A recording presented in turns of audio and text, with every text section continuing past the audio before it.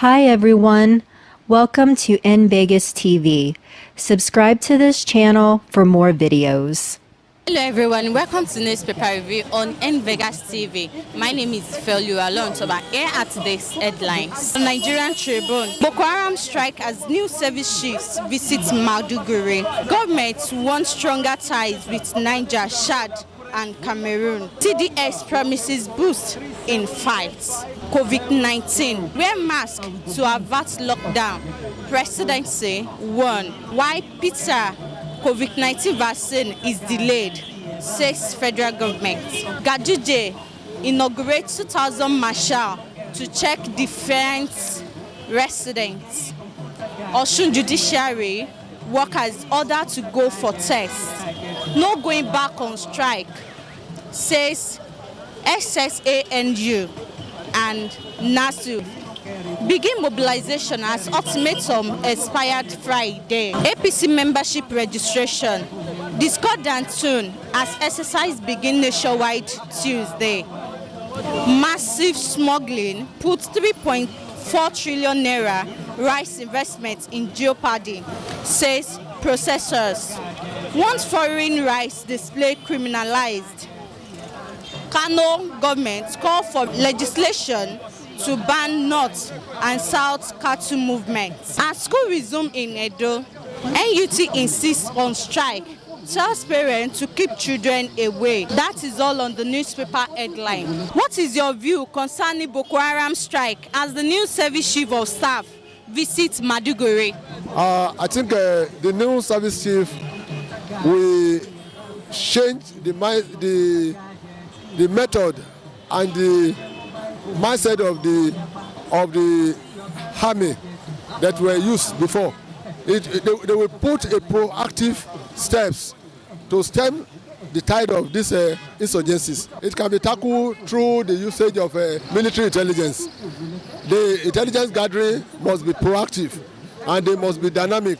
They will infuse the new methodology. I'm sure the new service chief, they are up to the task and they will change. They will evolve or they will improve on what has happened in the past. That is what an average Nigerian has been clamoring for, to change all the service chiefs so that a new method can be employed to tackle the Boko Haram insurgency headlong. It's a welcome development. It's a welcome development.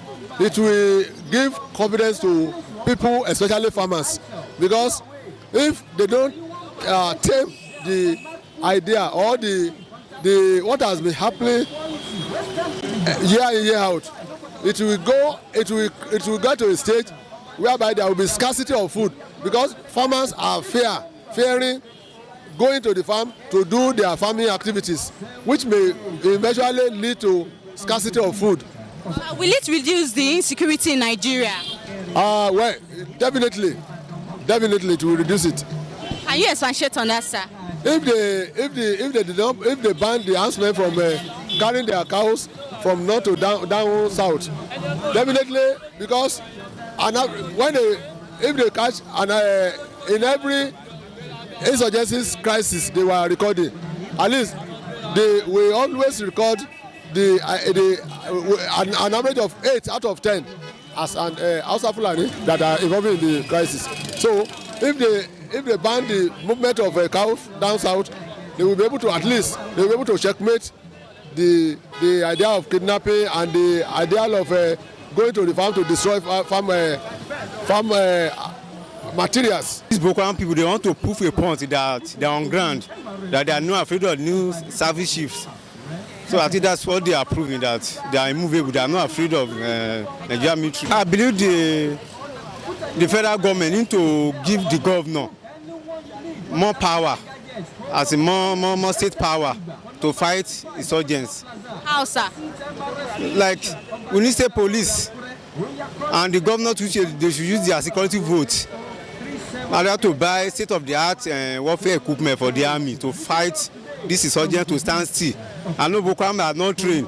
No, these Boko Haram, they have superior fire weapon now, and the soldiers, they don't have more. They are using old guns to fight battle. So they need to be given more power. I mean, the state governor and they have no more equipment to fight the insurgents. I think that is one of the biggest solution. Because in this 21st century, we don't expect herdsmen to be moving cattle here and there, destroying people's means of livelihood.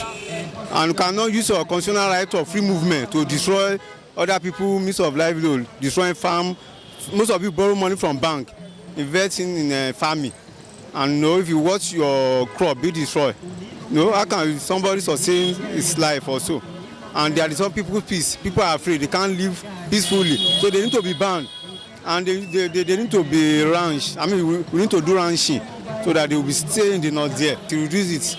And we have, although insecurity is not known to some tribe, but at least it will reduce it because some soldiers they are hiding under the guise of herdsmen to perpetrate evil. So if you ban them, it will reduce it, I believe. We are trying to let them know that for now they are in charge of Maiduguri. So it's now for the service chief to tell them that they are wrong or to prove to us that they are right. The problem starts with the people. Most of these people we are talking about, they are living in the midst of people there now. It's not that they are just coming, they are not coming in from somewhere. They are living within people there. So, a lot of people will know them. But for one reason or the other, which I don't know, maybe they are supporting them or they are afraid of them. They don't want to come out and tell us who they are so that they can be dealt with. To me, that's just until they can have what I call community policing, in the sense that until the community themselves say we don't want you, before they can know that they don't have any chance to continue with what they are doing. Are you getting my point? But for as long as the community is still hiding them, they keep getting away with it. This cattle herders, farmers problem is a political creation. And I don't know what the politicians want to achieve with it. Right from the time we were in primary school, cattle herders have been moving between the north and the south without any problem. So why now? Why are there problems now? And why are the politicians trying to magnify the problems? I think we really need to sit down and think about it. Because right from time, dry season, during the dry season, cattle herders come to the south because there is more grass here for them. And in the wet season, they go back. Why are they talking of having permanent cattle ranch in the south? The north had more land than the south. I think one of these northern states, whether Niger State or Kogi State, had more land than the whole of the southwest minus Lagos. Now what are you talking about? Maybe the terms of land that they need for their cattle ranch, they have more land in the north. So there is something they are trying, there is something that is going on that we are not aware of. And until we are aware, until we get to know more, it will be difficult to say, to really give an opinion. Because left to me, there is no reason why there should be problem between cattle herders and farmers. Cattle herders have been coming here last year, and nothing has been happening between them. So why now? Why? I really want to know why. Boko Haram, they are looking for publicity and to see, make sure that people realize that they are still in existence. But I don't blame them, because if you have crushed them since, I don't think they will be able to carry out such activities. So I hope the new service chiefs will be able to work with neighboring countries to achieve the defeat of Boko Haram people. Insecurity in the north is self-inflicted. Self-inflicted because they feel they are lovers of their neighbors. The neighboring countries, borders in the south are closed, but borders in the north are opened up. They will say because of their landmass. That's a lie. We have technology. American soldiers came to Nigeria here, just like the way they killed Osama bin Laden, and the president was watching it in America. He didn't come with them. So the same thing, they can use technology to monitor borders. It's not by being there, and they will know how people are coming. But our problem is that our brothers in the north looks at every Fulani, feels Nigeria is the headquarters. And they are even saying it. They say God has given them the whole land in Nigeria, and they say they are bound to rule. As long as they still have that notion, you still have more influx of foreign Fulanis, and Boko Haram taking place in Borno State, I will tell you, I'm not surprised. Any student of history will know that that's the only place Othman Danfodio could not conquer, because Borno people are mainly Kanuris, and they are warriors, just like Middle Belt people too. You have lots of warriors among the TV. So if they are now fighting now, it's just an attempt to fulfill what Othman Danfodio could not achieve. I'm very happy about that. It's very good. This will teach our governors in the West. Having rearing of cattle or having cattle ranch, first, rearing of cattle is outdated. Then having cattle ranch, Awolowo had it in the 60s, 1960s.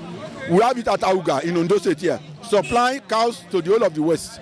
So I see no reason while all these are present-day governors maybe believing that it's only Fulani people that can do cattle ranch. Ayade, the present governor, let people go and investigate. He has his cattle ranch for Cross River State, and he sent lots of youths. Is it all these cattle that Fulani people are sucking their meat or having fun with? At least we have it on social media. It's not fake something. Enough of all these things. I blame our governors. We are long overdue to have cattle ranch in each state. If they are not ready to do it, hand over to do a group. They should employ our youth, send them to either America or Brazil, and go and learn about cattle ranching, and then we can get the benefits. Even the Fulani people are not getting full benefits of what they should get from cattle ranching. This is where we come to an end on today's edition of Newspaper Review on NVegas TV. Don't forget to subscribe to our YouTube channel, Facebook, Twitter, Instagram at Niger Vegas TV. Till tomorrow, have a lovely day.